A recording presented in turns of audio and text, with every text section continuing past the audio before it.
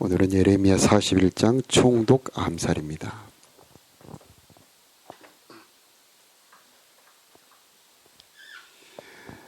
1절에 보면은 이스마엘이라는 사람이 바벨론이 총독으로 앉혀놓은 아히감의 아들 그다랴에게 이르러 떡을 먹다가 2절에 보면은 그 그다랴를 칼로 쳐 암살을 합니다.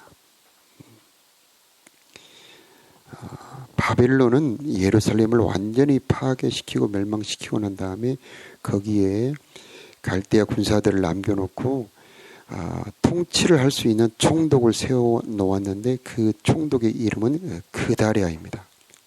이 그다랴는 예레미야를 보호했던 아히감의 아들입니다. 그런데 오늘 등장했던 이 이스마엘이라고 하는 사람은 바벨론에 대항했던 반바벨론파입니다. 이 이스마엘은 이 자기 나라가 당한 이 어려운 환란의 모든 문제는 바벨론에 있고 그 바벨론에 협조한 총독 그다랴에게 있다고 본 겁니다. 그래서 그다랴를 자기의 사람들과 함께 칼로 죽이는 봉기를 일으킵니다. 우리가 바벨론이라고 하는 것은 하나님께서 붙인 건데 바벨론의 환란은 하나님이 왜 붙이느냐? 죄를 돌이켜서 기도하게 하고 하나님을 찾게 만드는 환란입니다. 그래서 이 바벨론의 환란은 하나님이 붙인 것이어서 이 바벨론 환란을 통해서 돌이키라고 붙인 것입니다. 그런데 이 바벨론의 환란을 당했을 때에 어떤 자세로 하나님이 붙이는 고난을 당하느냐? 여기서 두 가지의 잘못된 자세가 나오는데 첫 번째가 바로 이스마엘이 행했던 그 환란에 대항하는 겁니다. 하나님이 붙인 고난을 반항하는 겁니다. 하나님이 붙인 매를 거역하는 겁니다. 저 뒤편에 보면은 요하난이라는 사람이 나오는데 이 사람의 방향도 우리가 환란을 당할 때에 가지 말아야 될 잘못된 길입니다. 이 요한한이라고 하는 사람은 이스마엘하고 다른 길인데 바벨론에 반항하는 게 아니고 애굽으로 도망가는 방향입니다. 이 애굽이라고 하는 것은 세상을 말합니다. 하나님 믿기 전에 예수 믿기 전에 살던 모습으로 돌아가는 것을 말하는 것입니다. 자, 이스마엘은 모든 문제가 이 바벨론에게 있고 바벨론에 협조하는 그다랴에게 있기 때문에 그다랴만 제거하면은 문제가 해결된다고 생각하고 봉기를 일으켜서 그다랴를 죽였는데 5절에 보면 오늘 봉독했던 말씀 하나님께 예배하려고 오는 80명을 죽이는 만행을 저지릅니다. 예수님 시대에도 이 상황과 똑같은 상황인데 그 당시에 많은 유대인들은 그들의 고통의 원인을 로마에 있다고 봅니다. 그래서 우리 예수님한테 가서 나라를 회복할 때가 이때입니까? 하고 예수님한테 물어보니까 때와 기한은 아버지께서 자기 권한에 두셨으니 너희의 알 바 아니요 오직 성령이 너희에게 임하시면 너희가 권능을 받고 예루살렘과 온 유대와 사마리아의 땅끝까지 이르러 내 증인이 될 것이다. 그렇게 말씀하십니다. 하나님이 생각하는 것하고 사람이 생각하는 것하고 다른 것이 뭐냐면 이스마엘은 문제를 밖에서 찾습니다. 그래서 바벨론의 군사를 없애고 총독을 없애면 된다고 생각하지만 하나님은 그것이 아닙니다. 예레미야를 통해서 주신 하나님의 말씀은 문제가 바벨론의 군사에 있는 것이 아니다. 문제는 바로 너희들 자신 속에 들어있다. 너희들 속에 들어있는 죄다는 겁니다. 그 죄가 바벨론의 군대를 불러와서 이 환란을 당하게 하는 것이지 바벨론의 군대가 사라졌다고 해서 너희들의 문제가 해결되는 것이 아니라는 겁니다. 죄가 있는 곳에는 평안이 없습니다.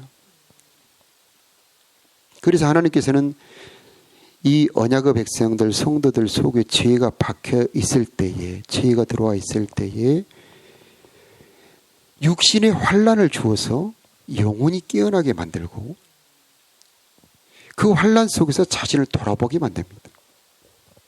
하나님께서 우리들에게 죄를 깨닫게 하시기 위해서 환난을 붙일 때 우리는 어떻게 해야 되느냐?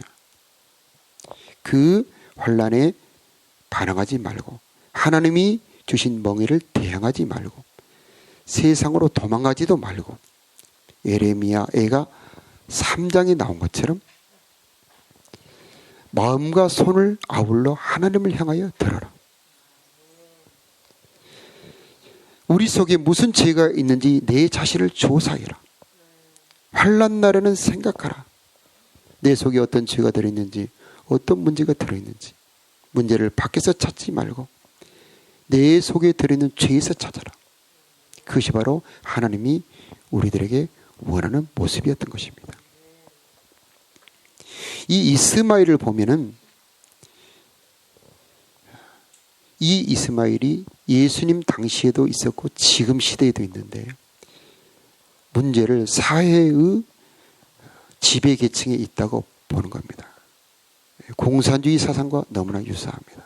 그래서 지배계층을 봉기를 통해서 없애버리면 사회의 문제가 해결된다고 생각을 합니다. 그래서 실제로 봉기를 일으켜서 지배자인 그다레를 죽였지만 5절에 본 것처럼 예배하러 오는 사람들까지 학살하는 만행을 저지릅니다. 우리 예수님께서 이런 말씀을 하십니다. 악인에게 대항하지 말아라. 참 우리 사람의 생각으로 이해할 수가 없습니다. 저렇게 악행하는 사람들을 왜 대항하지 말라고 하시는가? 오늘 이 말씀을 보면 알 수가 있습니다. 악인에게 대항하던 이스마엘은 자기도 바벨론 군사와 똑같이 변해버립니다. 왜 우리가 악인과 대항하면 안 되는가? 우리도 어느 사이에 그 악인과 똑같은 눈빛, 똑같은 마음을 가지고 나도 어느 사이에 그 악인의 행동을 하고 있다는 것입니다. 이스마엘이 바로 그 함정에 빠졌던 겁니다. 그는 예배로 올라오는 사람 80명을 학살하고 그 중에서 뇌물을 바치는 사람만 남겨두고 죽이는 만행을 저지릅니다. 그리고 그다레와 함께 있었던 왕의 딸들과 백성들을 이끌고 가는데 요하난이라고 하는 사람이 군대 장관들과 함께 이 이스마엘의 만행을 듣고 이스마엘을 잡으러 갑니다. 근데 이스마엘을 따라가던 백성들이 요하난이 오니까 요하난을 반깁니다. 그들은 곁에서 똑똑히 본 거죠. 자기를 구해주겠다고 하는 이스마엘이 얼마나 무섭고 악한 인간인지를 보게 된 겁니다. 그래서 이 이스마엘에게 붙어있던 사람들이 전부 요한난으로 넘어가 버립니다. 자, 이렇듯 칼과 무력을 통해서 문제를 해결하려고 하는 사람들은 그 자기 자신이 악해짐으로 말미암아 그 곁에 있는 사람까지 다치게 한다는 겁니다. 자, 우리도 어려운 일이 생겼을 때에 폭력으로 또 악한 방법으로 해결하려고 했을 때에 그 악한 사람만 해결하는 것이 아니고 내 주변에 있는 믿음이 연약한 사람들, 내 주변에 있는 선한 사람들까지도 다치게 한다는 것을 알아야 됩니다. 우리가 그렇죠. 화가 나서 부부싸움을 하다 보면 우리가 모르는 사이에 우리의 자녀들이 마음의 상처를 받는 경우가 많이 있습니다. 또 우리 주변에서 악한 일에 대해서 대항하여 싸우게 될 때에 믿음이 연약한 사람들이 다치는 것을 많이 보게 되는 것입니다. 자, 우리는 이 이스마엘의 길로 가면은 안 된다라고 하는 것을 알 수가 있습니다. 자, 또 하나의 길, 요하난이 갔던 이 길. 이 요하난은 참 좋은 사람입니다. 그달에게 암살의 정보를 줘서 암살을 막으려고 했던 사람입니다. 그는 마음이 좋았기 때문에 많은 사람이 그 요한안을 따랐습니다. 그런데 이 요한안의 이 결정적인 문제점은 하나님의 뜻을 분별하지 못합니다. 은혜의 세계를 알지 못합니다. 그래서 그 백성들을 애굽으로 데려간다는 겁니다. 세상으로 데려간다는 겁니다. 자, 우리에게 어려움이 있을 때에, 혼란이 있을 때에 하나님께서 우리로 하여금 새 사람이 되게 하려고 붙인 환란인데 세상으로 끌고 가는 사람이 있습니다. 야, 밥 먹자. 야, 술 한잔 하자. 자, 그런 사람을 만나서 우리가 많은 얘기를 하다 보면 우리의 마음이 시원해지고 편안해지는 걸 느낍니다. 꼭 그런 것을 하지 말라는 것은 아닙니다. 그런데 어느 사이에 우리가 하나님을 만나버릴 수 있는 열정이 사라져버립니다. 하나님께서 우리들에게 환난을 주신 이유는 무엇이냐? 기도하라는 겁니다. 하나님을 찾으라는 겁니다. 환난 날에 나를 부르라. 그때 우리가 해야 될 일은 자신을 조사하고 내 속에 있는 죄를 발견해 내는 일을 하라는 겁니다. 하나님께서 환난 날에 우리들에게 주시는 은혜가 여러 가지가 있는데 첫째는 귀를 열어주신다는 겁니다. 욥기서에 보니까 곤고할 때에 귀를 열어서 말씀을 들리게 만들어주신다는 겁니다. 시편에 보니까 고난당함이 내게 유익이라 이로 인하여 내가 주의 윤리를 배우게 되었나이다. 그렇게 목사님이 말씀하시고 자, 성경에서 말씀하셨던 말씀들이 내게 안 들렸는데 환난을 당하면 그 말씀이 들립니다. 부모님이 그렇게 나에게 간절하게 공고했던 말 기뚱으로도 안 들리고 내 마음에 와 닿지 않았는데 환난이 닥쳐올 때 그래 나를 사랑했던 말씀이구나 하면서 그 말씀이 내 속에 들리기 시작합니다. 그게 환난의 축복입니다. 환난의 축복 중에 또 하나는 겸손입니다. 그렇듯 내가 잘나 보이고 내가 아무 문제가 없는 것 같아 보이는데 환난에 딱 부딪혀 보니 내 속에 어찌 그리 알알이 죄가 박혀 있는지, 내가 어찌 그렇게 하나님을 슬프게 하고 내가 사람들에게 상처를 주고 다녔는지 그게 보이는 겁니다. 그전에는 안 보입니다. 그런데 환난을 통해서 내가 낮아지게 되고 내가 정말 아무것도 아니었구나. 정말 내가 죄의 덩어리였구나. 이걸 볼 수 있는 눈, 겸손이 열리게 된다는 겁니다. 그때 우리는 자신을 새롭게 바꿀 수가 있습니다. 하나님께서는 환난이라고 하는 것은 죄의 형벌만이 아닙니다. 하나님은 선하신 분이어서 자기의 사랑하는 백성들이 범죄를 하면은 형벌 같지만은 사실은 형벌이 아니고 그를 구원하는 길을 주시는데 에덴 동산에서 아담과 하와가 범죄하니까 아담에게는 힘써 땀 흘려 일을 하게 하는 벌을 내리고 여자에게는 수고하여 아이를 낳게 하고 남편을 사모하게 하는 형벌을 내리는데 이것은 형벌이 임과 동시에 그들로 하여금 하나님을 알게 하고 구원의 길을 열게 하는 겁니다. 바벨론도 마찬가지입니다. 이스라엘 백성들이 그토록 하나님의 법을 외면하고 반역하고 거역하고 선지자를 통해서 그토록 간절히 공고했건만 듣지 않았을 때 하나님께서 할 수 없이 처방하신 것이 바벨론이었지만은 이 바벨론은 이스라엘 백성들을 70년 후에는 새로운 백성으로 창조합니다. 고난을 통해서 새롭게 그들을 바꿉니다. 다니엘이 나오고 에스라가 나옵니다. 에스라가 돌아와서 수문학 광장에서 율법을 읽어줄 때 그 백성들은 모두 눈물을 흘리며 통곡합니다. 슬퍼하며 말씀을 들은데 기뻐합니다. 육신은 슬픈데 영은 즐겁습니다.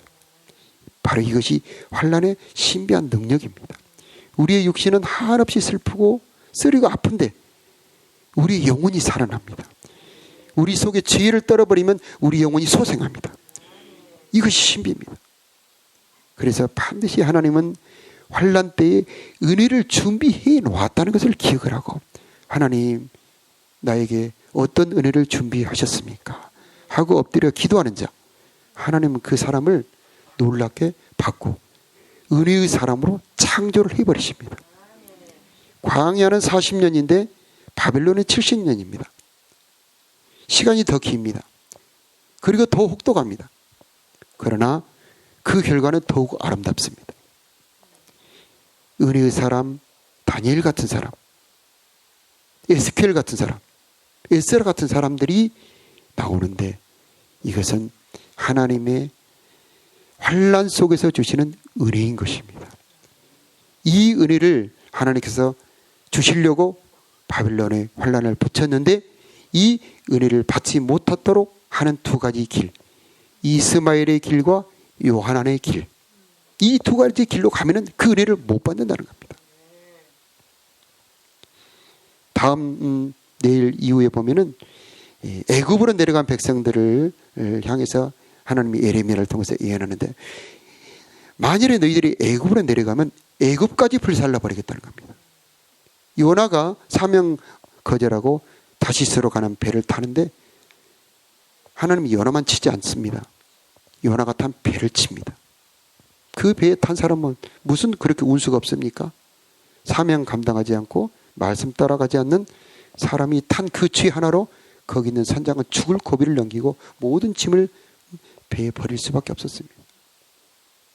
마찬가지입니다. 우리 믿음의 사람들이 세상으로 도피하면 그 형벌이 세상까지 가버려요. 그래서 결국 역사적으로 보면 바빌론이 애굽까지 정벌해서 애굽을 전체를 불태워버립니다. 예레미야의 예언 그대로 되죠.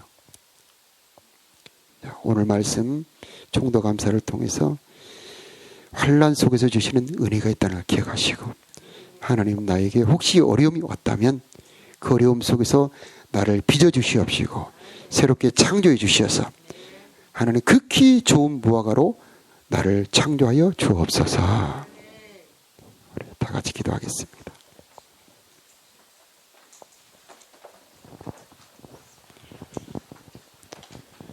선하신 우리 아버지 하나님, 때로는 우리가 다 이해할 수 없지만은 우리들에게 하나님의 뜻은 언제나 선하고 기뻐하시고 온전하신 줄로 믿습니다.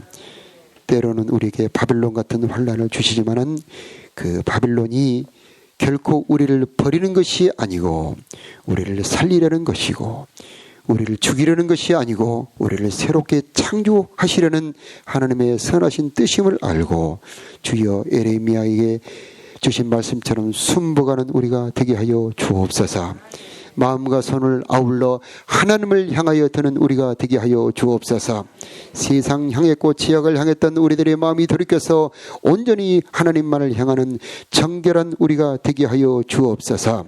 극히 아름다운 무화과로 바꾸시려는 하나님의 아름다운 계획을 알게 하여 주시옵시고, 다니엘처럼 엎드려 기도하게 하여 주시옵시고 에스겔처럼 말씀의 깊은 세계로 들어가게 하여 주시옵시고, 아버지 하나님 느헤미야처럼 하나님의 나라를 향한 선한 뜻을 품는 우리가 되게 하여 주옵소서. 하나님 아버지, 환난이 결코 우리들에게 괴로운 것이지만 환난이 결코 우리들에게 나쁜 것이 아니고 눈을 돌이켜보면 하나님의 놀라운 선물인 줄을 알게 하여 주시옵시고, 아버지 하나님, 환난을 벗겨주신 것은 주님의 손에 있으니 우리들의 알 바가 아니요 오직 성령의 충만을 받기 위해 기도하게 하여 주옵시고, 죄를 찾아내기 위해서 우리 자신을 말씀의 빛을 비추어 조사하게 하여 주셔서 새로운 사람이 될 수 있도록, 새로운 인물이 될 수 있도록, 새로운 피조물이 될 수 있도록 우리를 빚어 주옵소서. 하나님, 오늘 또 은혜 안에 살기를 원합니다. 오늘 또 말씀이 우리를 이끌어가기를 원합니다. 오늘 또 은혜 안에 살기를 원합니다. 아버지 하나님, 오늘 또 세상으로 가려고 하는 우리의 발걸음을 돌이켜서 은혜 안으로 오게 하여 주시옵시고, 예수 안으로 들어가게 하여 주옵시고, 성령 안으로 들어가도록 역사하여 주옵소서. 하나님, 우리들은 연약합니다. 굳세게 하여 주시옵시고, 우리들은 미련합니다. 주여, 우리들에게 성령의 빛을 비추어 주셔서 알려주시옵소서. 우리는 함정과 올무를 알지 못합니다. 지켜 보호하여 주옵소서. 하나님, 우리가 반역하고 거스려서 하나님을 향한 소원, 하나님을 향한 뜻을 품지 않고 세상을 향한 뜻을 품었다면 용서하여 주시옵시고, 이 시간 눈을 열어 보게 하여 주옵시고, 귀를 열어 듣게 하여 주옵시고, 성령을 주셔서 우리 마음이 깨닫도록 도와주옵소서. 하나님, 이 시간도 은혜의 세계, 기도의 세계로 이끌어 인도하여 주시어서 마땅히 빌립보를 알려주시옵시고, 하나님, 우리의 간구와 소원이 은혜의 보좌 앞에까지 올라가게 하여 주옵소서. 오늘 또 이 교회에 속한 모든 사랑하는 가정들과 권속들과 자녀들과 산업터전 위에 은혜의 축복을 흘려보내 주시어서 아버지 하나님, 기름지게 하여 주옵시고 안전하게 보호하여 주옵시며, 주님의 은혜가 은총이 덮는 귀한 우리 교회 모든 가정들과 성도들과 가정들이 되게 하여 주옵소서. 하나님, 죄의 유혹에서 벗어날 수 있도록 도와주옵시고, 하나님 아버지, 우리 주님께서 가르쳐 주시는 대로 따라가는 순종하는 하루가 될 수 있도록 인도하여 주옵소서. 정성을 다하여 드리는 예물 기뻐 받아 주옵시고, 하나님, 기도가 응답되는 은혜를 허락하여 주옵시며, 모든 선한 것이 저들에게 공급되는 은혜로 채워 주옵소서. 우리 주 예수 그리스도 이름으로 기도하옵나이다. 아멘.